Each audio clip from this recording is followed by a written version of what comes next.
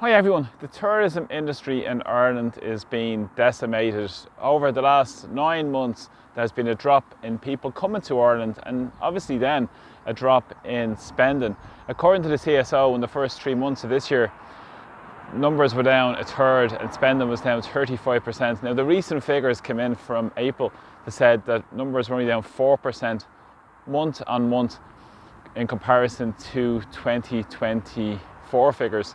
Now, over the last number of years, we've seen the immigration industry spike up in Ireland, make massive windfalls for big hotel groups, and in particular take a lot of the supply out of the market. Now, I'm at one such a hotel here, the Red Cow Hotel, here you can see behind me. Now, this was built back in the 90s by Tom Moore, and it was only a 2-story hotel, and developed over time, became a 9-story hotel. And of course, part of the deal the Moran Group had at the time, they actually bought the Beauty Hotel Group and fell into financial difficulties and had to restructure their debt through private equity firms.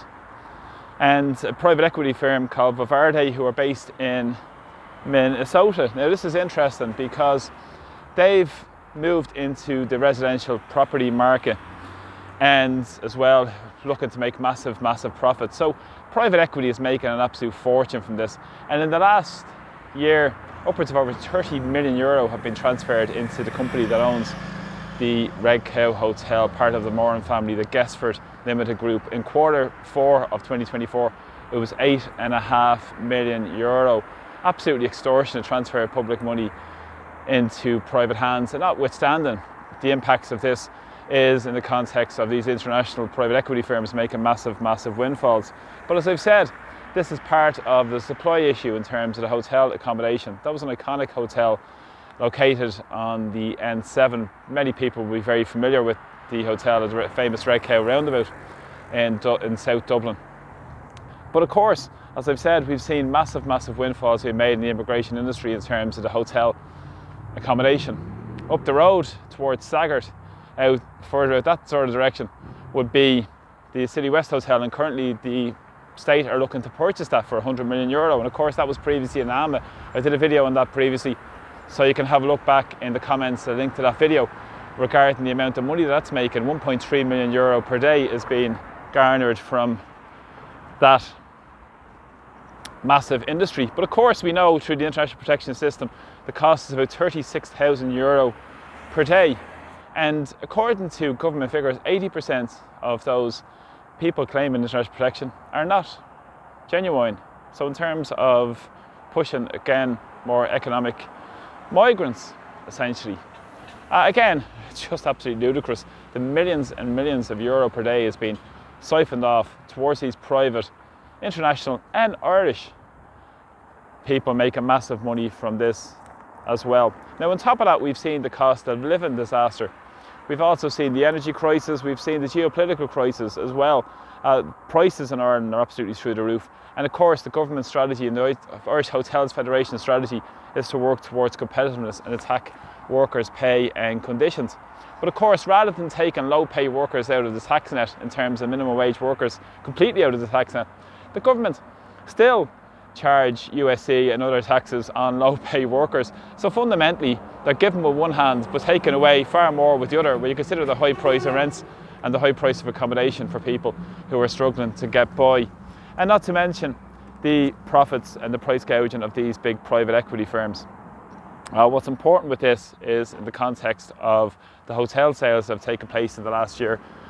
Nearly 900 million euro has been spent on commercial hotel deals. So it's never been so lucrative market to move into.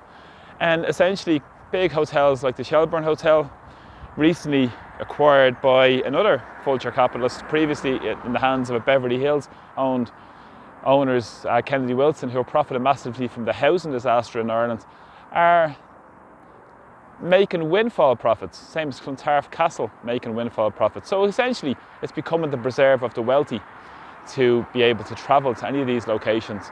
And again, when numbers are dropping, it's ordinary people that feel the pinch in terms of the lack of knock-on effects in local economies.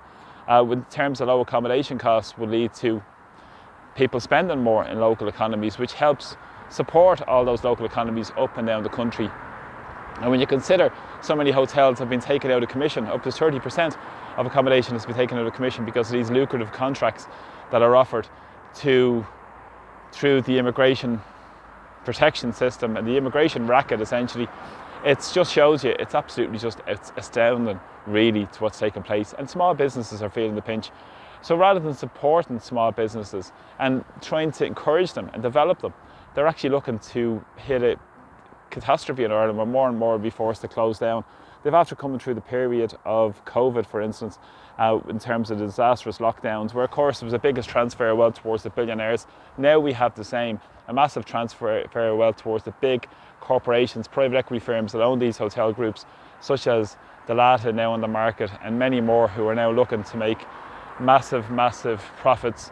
And again, it's going to really be the preserve of the wealthy to travel, and not ordinary people who are paying through the nose to travel anywhere.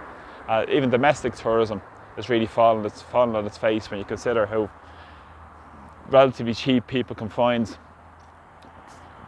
a holiday abroad, and notwithstanding the high costs when you go in to socialise in around Dublin or anywhere else, in terms of if people want to go to have a pint or anything else in the city, not to mention issues around safety as well. So it's absolutely just catastrophic what's happening in Dublin. But again, who benefits from this? All facilitated by government policies. The private equity firms, the very rich in society, and ordinary people and the workers are the ones that always pick up the tab, and the small business owners also as well. So thanks a lot for supporting my videos. Just highlight the absolutely disgraceful reality behind what's happening on the ground here in Ireland in relation to government policies. So thanks a lot for the support, really appreciate them, and please press subscribe to my channel. Slán.